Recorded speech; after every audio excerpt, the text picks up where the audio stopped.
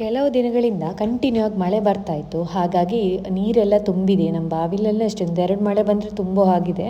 ಮತ್ತು ತೋಟದಲ್ಲೆಲ್ಲ ಫುಲ್ ಬೊಳ್ಳ ಬಂದಿದೆ. ಶರ್ವಿನ್ ಬೆಳಿಗ್ಗೆ ಎದ್ದ ತಕ್ಷಣನೇ ಅವನ್ನ ಬ್ರಷ್ ಮಾಡೋದಕ್ಕಿಂತ ಬಾತ್ರೂಮ್ ಕರ್ಕೊಂಡು ಹೋಗೋ ಟೈಮಲ್ಲಿ ಅವನು ಇದು ನೋಡಿಬಿಟ್ಟ. ಹಾಗಾಗಿ ಕಲ್ಲೆಲ್ಲ ಬಿಸಾಡಿ ಸ್ವಲ್ಪ ಹೊತ್ತು ಆಟ ಆಡ್ತಾನೆ ಅಂತ ಅಲ್ಲೇ ನಿಂತ್ಬಿಟ್ಟ. ಅವನ್ನ ಒಬ್ಬನೇ ನಿಲ್ಸೋಕ್ಕಾಗಲ್ಲಲ್ಲ, ಈಗಿನ ಮಕ್ಕಳು ನಂಬೋಕ್ಕಾಗಲ್ಲ. ಅಂದರೆ ನೀರಿರುತ್ತೆ ಅಂತ ಆಟಾಡಿ ಕೆಳಗೆ ಇಳಿದ್ಬಿಟ್ರೆ ಕಷ್ಟ ಆಗುತ್ತೆ. ಅದಕ್ಕೆ ನಾನು ಅವನ ಜೊತೆ ಅಲ್ಲೇ ನಿಂತ್ಬಿಟ್ಟೆ ಸ್ವಲ್ಪ ಹೊತ್ತು.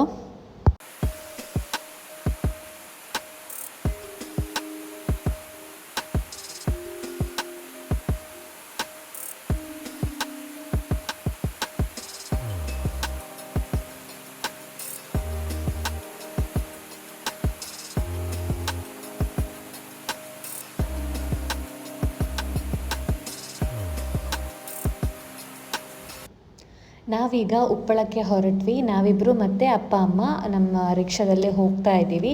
ತುಂಬ ದಿನಗಳಿಂದ ಈ ಮಳೆ ಎಲ್ಲ ಬಂದು ಶರ್ವಿನ್ಗೆ ಸ್ವಲ್ಪ ಕೆಮ್ಮೆಲ್ಲ ಇತ್ತು. ಶರ್ವಿನ್ ಸಣ್ಣ ಇರುವಾಗ ಅವನಿಗೆ ಒಂದು ಅಲರ್ಜಿ ಪ್ರಾಬ್ಲಮ್ ಇತ್ತು.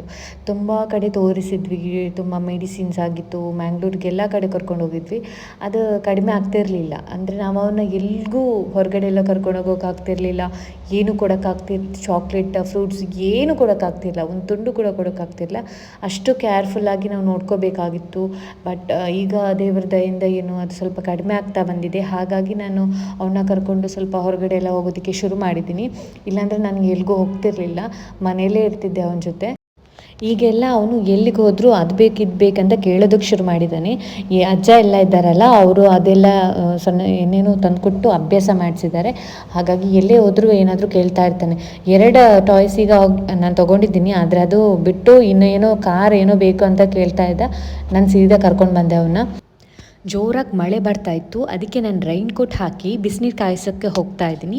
ಇನ್ನು ಶರ್ವಿನ್ನ ಸ್ನಾನ ಮಾಡಿಸೋದಿದೆ. ಸಿಗ್ತೀನಿ ನನ್ನ ನೆಕ್ಸ್ಟ್ ವ್ಲಾಗಲ್ಲಿ. ಅಲ್ಲಿವರೆಗೂ thank you so much for watching. Bye.